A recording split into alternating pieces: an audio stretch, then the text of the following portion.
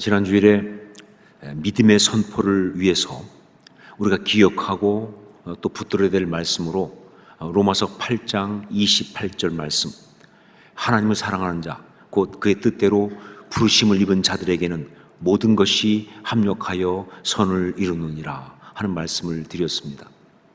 그냥 말씀이 있다라고 소개한 정도가 아니라 실제로 삶 속에서 이 말씀을 선포해야 할 때 선포할 수 있도록 우리가 함께 같이 고백했고 또 연습을 하기도 했습니다. 그래서 그랬는지 많은 성도님들이 저한테 와서 그런 간증을 하더라고요. 이 말씀을 정말 삶 속에서 실제로 고백하니까 마음이 힘들고 어려울 때 그때 이 말씀을 정말로 그렇게 고백을 하니까 이 흔들리던 마음이, 이 두렵던 마음이 사라지면서 믿음이 새롭게 세워지는 그런 은혜가 있었다라고 간증을 하셨습니다. 한마디로 해서 작동이 되더라, 그런 이야기죠. 작동이 되더라. 여러분, 그렇습니다.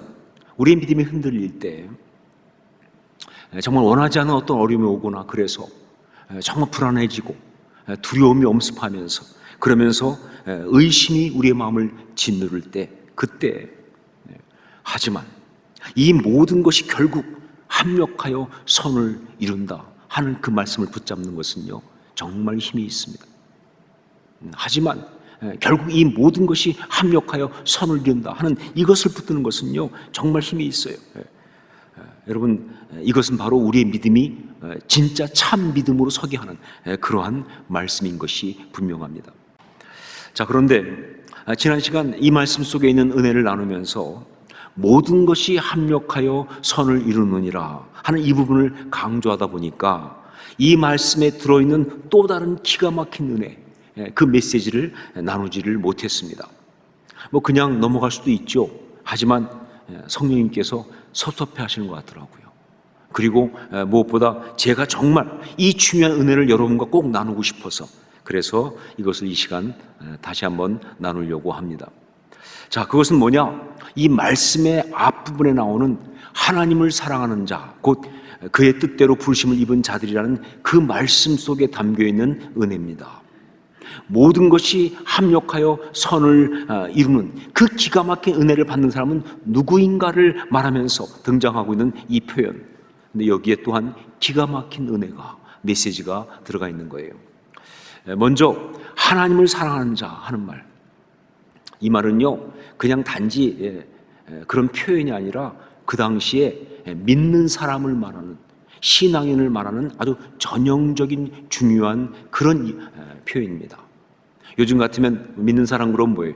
교회 다니는 사람, 혹은 예수 믿는 사람, 혹은 그리스도인 이렇게 말하지 않습니까? 그것처럼 그 당시에 신앙인을 말하는 아주 중요한 표현이 바로 하나님을 사랑하는 자 이거였습니다.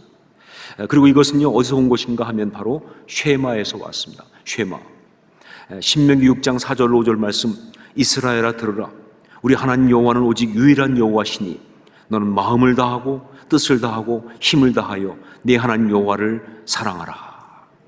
이 말씀은요 이 율법 중에 진짜 가장 중요한 말씀이라고 할 수 있는, 하나님 백성 즉 신앙인은 어떤 사람이고 어떻게 살아야 하는가를 한마디로 말한 그런 쉐마의 말씀이에요. 이스라엘아 들으라, 쉐마 이스라엘, 이스라엘아 들으라 하면서 나온 그런 말씀이에요. 그래서 모든 이스라엘 사람들은요 늘 암송하고 붙들고 살았던 바로 그런 말씀이고요. 심지어 우리 예수님께서도 계명 중에 어떤 계명이 가장 중요하냐, 진짜 계명 중요한 게 뭐냐 했을 때 이 말씀을 하실 만큼 그렇게 중요한 아주 귀한 말씀이에요. 자, 그런데 이 말씀은 한마디로 어떻게 하라는 겁니까? 이 말씀은 한마디로 뭘 어떻게 하라고 하고 있습니까? 하나님을 사랑하라. 내 마음을 다하고 뜻을 다하고 힘을 다해서 내 하나님 여호와를 사랑하라, 이렇게 말하고 있지 않습니까? 바로 그래서 정말 신앙인은 누구인가, 참 믿음의 사람은 누구인가, 바로 하나님을 사랑하는 자, 그거라는 거죠. 이름이 붙은 거예요. 하나님을 사랑하는 자, 아주 확실하게 말하고 있습니다. 여러분, 그렇습니다. 믿음은요 하나님을 사랑하는 것, 그게 믿음입니다. 여러분, 신앙 고백은요 하나님을 사랑한다고 고백하는 게 그게 신앙 고백이에요.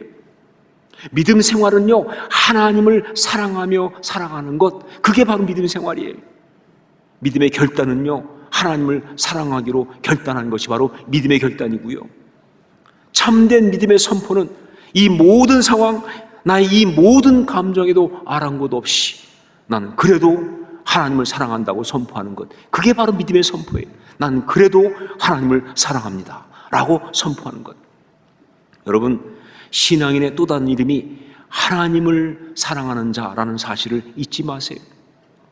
신앙인의 또 다른 이름이 하나님을 사랑하는 자라는 사실을 절대 잊지 마세요. 그리고 여러분, 그렇기 때문에 하나님을 사랑한다는 그 마음을 빼앗기지 마시고, 그리고 그 마음을 꼭 지키셔야 합니다. 그게 신앙생활이에요. 하나님을 사랑한다는 그 마음을 빼앗기지 않고 그걸 지켜내는 것. 사랑을 하게 되면 그 순간 갑이 아니라 을이 됩니다. 이게 참 사랑의 신비예요. 사랑을 하는 순간 갑이 아니고 을이 되는 거예요. 그러다 보니까 이 사랑한다는 것은요, 굉장히 행복하고 좋은 일이면서 동시에 사랑하게 되면 정말 때로 상처받고 또 고통을 받을 수도 있는 거예요. 자, 그런데 이렇게 사랑하면서 상처를 받는 경우, 대부분 진짜 심각한 상처를 받는 경우도 있지만, 그것보다는요, 아주 많은 경우 혼자 그냥 오해하고 혼자 곡해하면서 그렇게 상처받는 경우가 많습니다. 왜냐하면 자기가 사랑을 하면서 을이 되다 보니까 자꾸 을 컴플렉스에 들어가는 거예요. 그래가지고는 이 연약한 사랑 때문에 혼자 그냥 오해하고 상처받고 뭐 이럴 경우가 있는 거예요. 우리 속에 있는 죄성은요, 무엇보다 사랑하는 것을 흔들고 빼앗아 간다는 사실. 예, 우리 속에 있는 죄성은요, 무엇보다 사랑하는 것을 흔들고 빼앗아 간다는 사실. 예, 사랑하는 것은 정말 축복인데, 사랑하는 것은 정말 귀한 일인데, 그거를 사랑한다는 이유, 그것 때문에 오히려 그걸 흔들어 가지고 빼앗아 가는 게, 그게 죄성인 거예요. 그리고 이 죄의 역사는 무엇보다 어디에 집요하게 집중되느냐? 바로 하나님을 사랑하는 것에, 하나님을 사랑하는 것에 집중되어 있다는 사실. 이게 영적으로 정말 무섭다는 것을 깨닫게 되었습니다. 여러분, 우리가 정말 아름답게 행복하게 살아가려고 한다면 바로 이 마음, 하나님을 사랑하는 마음을 우리가 가지고 지키고 누려야 되는 거예요. 왜냐하면요, 그게 신앙이니까, 그게 축복이니까. 여러분, 가장 행복할 때가 뭐냐? 하나님을 사랑할 때. 자, 이걸 정말 우리가 지키고 누려야 되는 거예요. 이게 우리 신앙인의 또 다른 이름이에요. 그런데 이 하나님을 사랑하는 이 마음, 하나님을 사랑하는 자로서 하나님을 사랑하는 이 마음, 어떻게 하면 빼앗기지 않고 지키고 누릴 수 있을까? 이게 고민인 거죠. 왜냐하면요, 우리가 다 경험하지만 수시로 올라오잖아요. 하나님을 사랑한다고 하는데 무슨 일만 있으면 하나님을 향해서 섭섭이가 올라오는 거예요. 섭섭이가. 그리고 뭐예요? 또 섭섭이가 올 때 따라오는 게 뭐예요? 삐돌이, 삐순이가 같이 올라오잖아요. 그냥 뭐 조금만 힘들어 하나님 왜 이러실까? 하나님한테 섭섭하고 하나님께 원망하고 하나님한테 막 따지고 뭐 또 심지어 어떤 때는 뭐 하나님이 뭐 있느니 없느니 막 하나님을 내가 죽였다 살렸다 해가면서 말이죠. 그리고 뭐 교회 안 간다, 더 심할 때는 천국도 안 간다, 막 이게 우리의 솔직한 실존이잖아요. 어떻게 하면 좋으냐 하는 거죠. 어떻게 하면 좋은가? 누구보다 그 고민과 갈등을 많이 해본 사람으로서 바울 사도는 그래서 하나님을 사랑하는 자라는 표현을 하고 나서 바로 이어서 뭐라고 말했습니까? 곧 그의 뜻대로 부르심을 입은 자들에게는, 이라는 말을 덧붙이는 거예요. 하나님을 사랑하는 자 해놓고 곧 그의 뜻대로 부르심을 입은 자들에게는, 이것은요 그냥 표현으로 본다면 하나님을 사랑하는 자와 그것을 다른 말로 하면 그의 뜻대로 부르심을 입은 자들이다 라고 하는 그런 표현이지만, 그러나 여기에는 더 깊은 의미가 뭐가 있느냐? 바로 하나님을 사랑하는 자를 하나님을 사랑하는 자가 어떻게 되는지, 어떻게 해야 하는지, 그걸 설명하는 거예요. 사실 이게 하나님을 사랑하는 자는 어떻게 되는 것이냐, 어떻게 해야 하는 것이냐, 그걸 설명하고 있는 거예요. 여러분, 사랑의 시험이 드는 가장 주된 이유가 뭐입니까? 사랑하다가 시험 드는, 사랑의 시험이 드는 가장 주된 이유가 뭐냐? 그건 혼자만 사랑하다가 거절당하는 것, 그거예요. 혼자만 사랑하다 거절당하는 것, 그거예요. 나 혼자만 일방적으로 사랑하고 있고, 그래서 나의 이 사랑이 전혀 받아들여지지 않고 있다고 하는 어떤 그런 생각이 들 때, 그때 섭섭한 거예요. 그때 화가 나고, 그때 좌절하고 분한 거예요. 여러분, 하나님을 향해서도 우리가 그럴 때가 있는 것이죠. 근데 여러분 알아야 돼요. 아니에요. 하나님을 사랑한다는 것은요, 우리 혼자만의 일방적인 것이 절대로 아닙니다. 하나님은 나한테 관심도 없으시는데, 하나님 나를 알지도 못하시는데 그냥 혼자만 나를 지고 있는 것, 그거 절대 아니다, 그 말이에요. 하나님을 사랑하는 자, 그러고 나서 그 다음 뭐예요? 그의 뜻대로 부르심을 입은 자들, 이걸 붙인 이유가 뭐냐? 나 혼자 하나님 사랑하는 게 아니라 하나님도 나에게 마음이 있으시다, 그 얘기 아닙니까? 아니, 그 정도가 아니라 하나님이 먼저 우리를 택하시고 그리고 뭐예요? 부르셨다, 그 얘기 아니에요. 이사야 43장 1절 말씀, 야곱아 너를 창조하신 여호와께서 지금 말씀하시느니라. 이스라엘아 너를 지으신 이가 말씀하시느니라. 너는 두려워하지 말라. 내가 너를 구속하였고 내가 너를 지명하여 불렀나니 너는 내 것이라. 이것은요, 우리를 지으시는 순간부터 가지고 계시는 우리 하나님의 마음이에요. 우리를 지으신 순간부터 갖고 있는 우리 하나님의 마음이에요. 한 번도 변하지 않은 그 마음이에요. 하나님이 먼저 우리를 사랑하신 겁니다. 그리고 하나님이 더 많이 우리를 사랑하시는 거예요. 바로 이것을 붙드는 것이, 이것을 알고 이것을 붙드는 것이, 그것이 바로 하나님을 사랑하는 자로서의 그 믿음을 온전히 지키고 누리는 그것이다. 여러분, 믿음에 대하여 우리가 행할 수 있는 몇 가지 행동들이 있습니다. 이걸 믿음의 행동들 이렇게 말할 수 있겠는데, 예를 들면 결단입니다. 결단. 믿음은 결단하는 거예요. 그냥 자연스럽게 되는 게 아니죠. 믿음은 결단하는 거예요. 자, 그리고 또 다른 것은 선포예요. 선포. 믿음은 나의 감정이나 상황, 생각이나 주변 상황, 이런 것이 어떠하든지 상관없이 때로 그것을 뚫고 일어나서 선포하는 게 믿음이에요. 선포는요, 뭐 무슨 타협하는 게 아니죠. 그냥 선포하는 거예요. 믿음은 선포하는 것입니다. 그리고 믿음은 또 순종입니다. 믿음은, 믿음의 또 중요한 행동은 순종이에요. 믿음은요, 하나님께, 우리 하나님의 그 뜻, 그 말씀에 정말 순종하는 것, 그게 바로 믿음이에요. 때로 이해가 되지 않아요. 때로는 정말 동의할 수 없어요. 원하지 않는 것일 수 있어요. 하지만 하나님께서 말씀하신다면, 하나님이 원하신다면 난 거기에 순종합니다. 이게 바로 믿음이죠. 그리고 또 헌신입니다. 헌신. 믿음은 전문 도박 용어이지만 말 그대로 올인 하는 것이 믿음입니다. 믿음은 올인 하는 거예요. 자신의 몸과 마음과 생명까지 다 드리는 거예요. 그게 바로 믿음이에요. 자, 그리고 한 가지 정말 중요한 건 뭐냐? 믿음은 뭐냐? 부여잡는 것이다. 믿음은 부여잡는 것이다.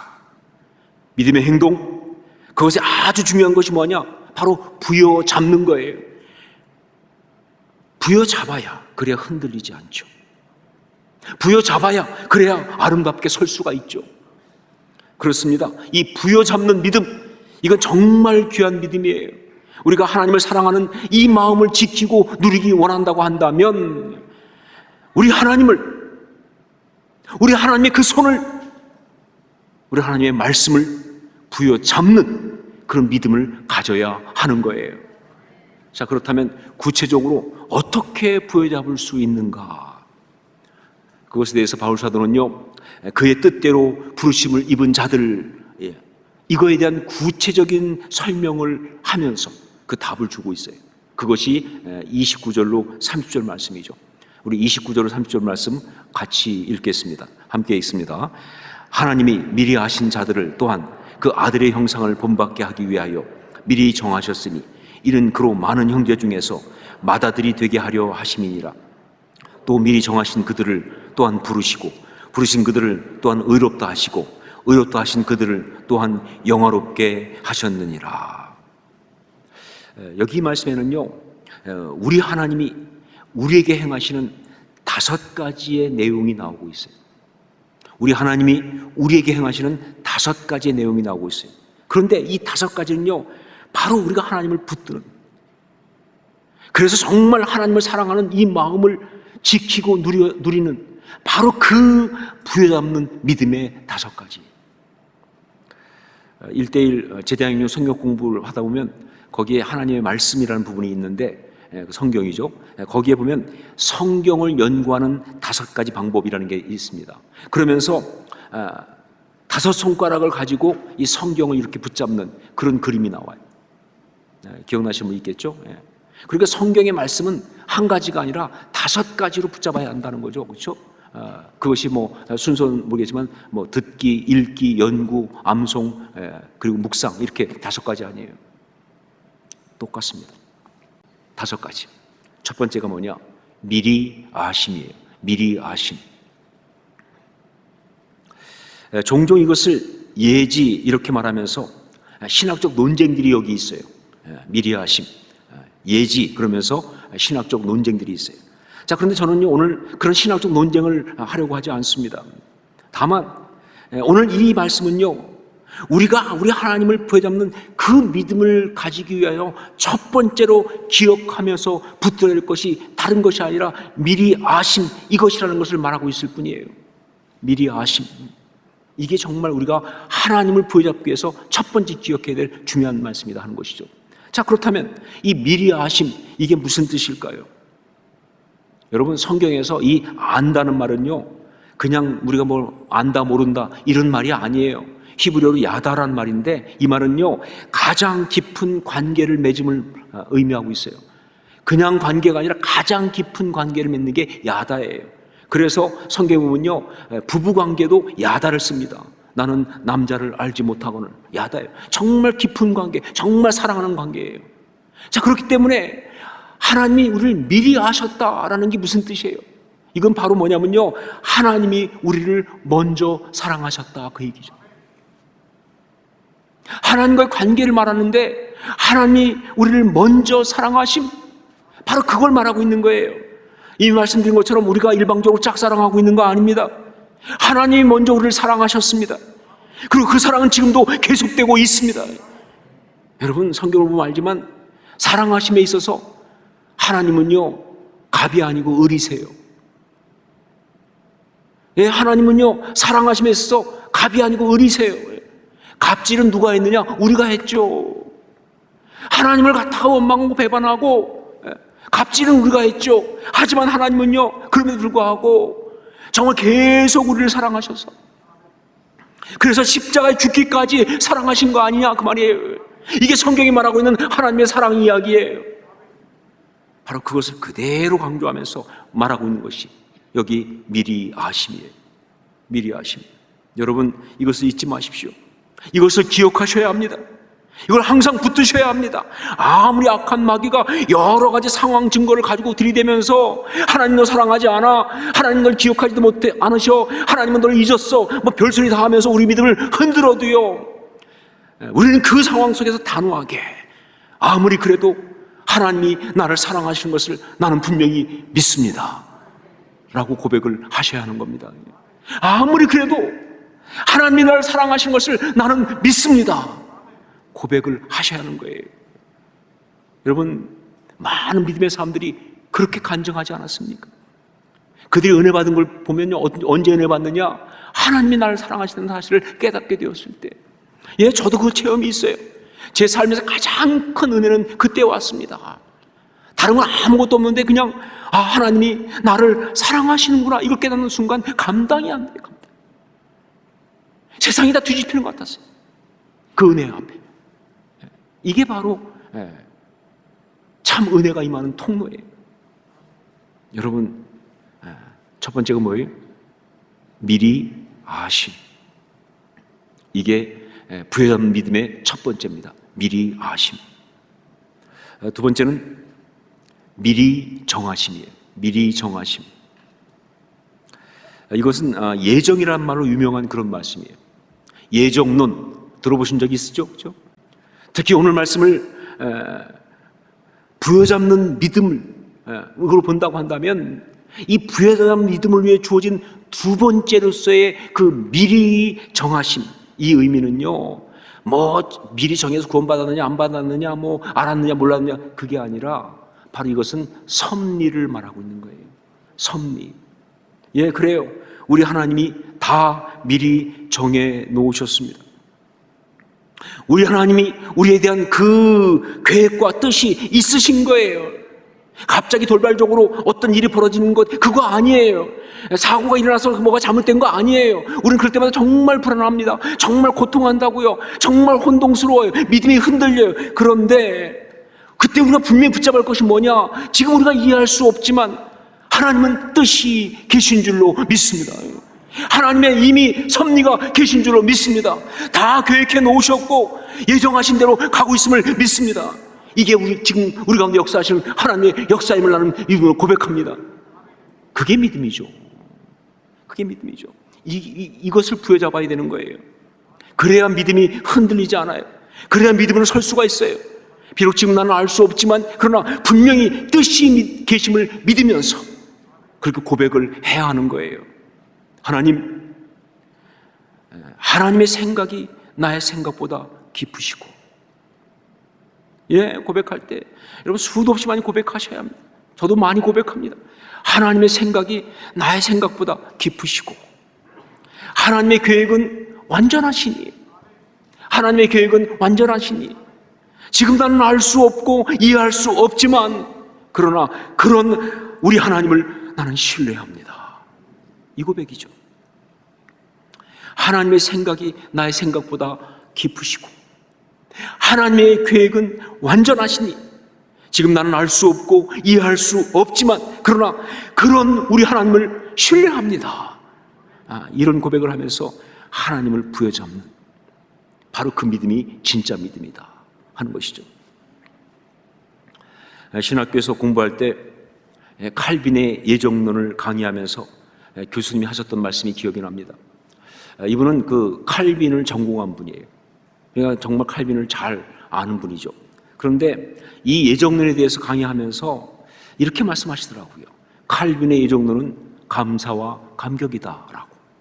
칼빈의 예정론은 감사와 감격이다. 그러면서 하신 말씀이 뭐냐면 이 칼빈의 예정론을 말하고 있는 그 정서는 자기가 무슨 하나님의 어떤 그런 비밀들을 알아서 이것이다 저것이다 말하고 있는 그런 어떤 설명하고 있는 그런 것이 아니고 바로 이 칼빈의 예정론을 말하고 있는 그 정서는 나 같은 것을 예정하신 그 구원의 은혜에 감격하면서 정말 감사하고 있는 눈물 가득한 고백이다 라고 말씀합니다. 그러면서 갑자기 그 교수님이 울컥하시더라고요. 그 순간 저도 울컥했고요. 그리고 저도 정말 눈물을 흘렸습니다. 우리 하나님의 그 사랑 때문에. 예, 미리 정하신 정말 우리 하나님께서 그렇게 우리를 사랑하신다는 얘기예요. 나 같은 것을 위해서 그렇게 신실하시다는 것, 사랑하신다는 거예요. 우리가 두 번째 부여잡을 것은 바로 미리 정하심 이것입니다. 자, 그리고 이제 세 가지가 더 남아 있는데 이것은 다음 주에 이어서 하도록 하겠습니다. 정말 5가지니까 정말 다 해야 된다고 생각해서 좀 빠르게 그렇게 다 다루려고 했는데 빠르게 다루기엔 너무 귀한 것이어서 아쉽더라고요. 그럴 수 없다. 그래서 궁금하시지만 한 주간 더 기다리셔야 하겠습니다. 자, 여러분, 우리가 부여잡는 믿음 5가지. 첫 번째가 뭐라고 그랬어요? 미리 아심. 두 번째가 뭡니까? 미리 정하심. 세 번째가 뭐예요? 다음 주에. 한 주간 동안 사모하면서 기다리십시오. 기도하겠습니다.